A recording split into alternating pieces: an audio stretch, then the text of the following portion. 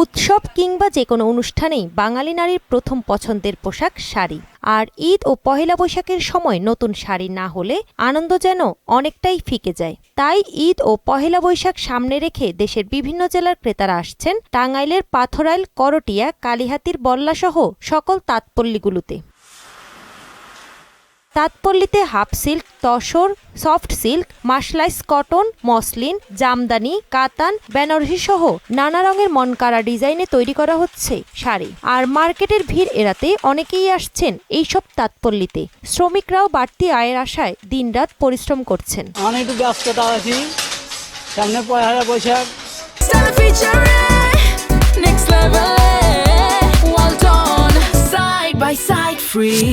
ঈদের পরেই সামনে ঈদ, তারপরে পয়লা বৈশাখ।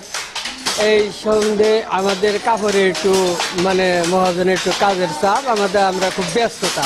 এখানে আমি মোটামুটি প্রায়ই আসি, এখান থেকে কিনে শান্তি পাওয়া যায়। আমার দিদির জন্য, আমার জন্য, আর আমাদের পরিবারের জন্য শাড়ি পাত্রাইলের খুবই উন্নত মানের এবং ভালো। এই পাত্রাইলের এখানে শাড়িগুলো অনেক ভালো এবং উন্নত মানসম্মত এবং পয়রা অনেক আরামদায়ক।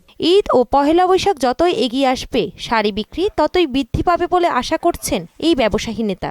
আমরা ভালো জিনিস বাজারে দিয়েছি, দেশের মানুষ যদি দেশের উৎপাদিত দ্রব্য ব্যবহার করে ঈদের আনন্দ উপভোগ করে, তাহলে আমাদের এই শিল্পটা কিছুটা হলেও সামনের দিকে এগিয়ে নিয়ে যেতে পারবো।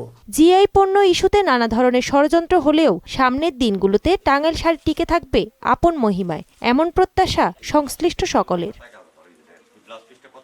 তাহসিন তারিন, মোহনা সংবাদ।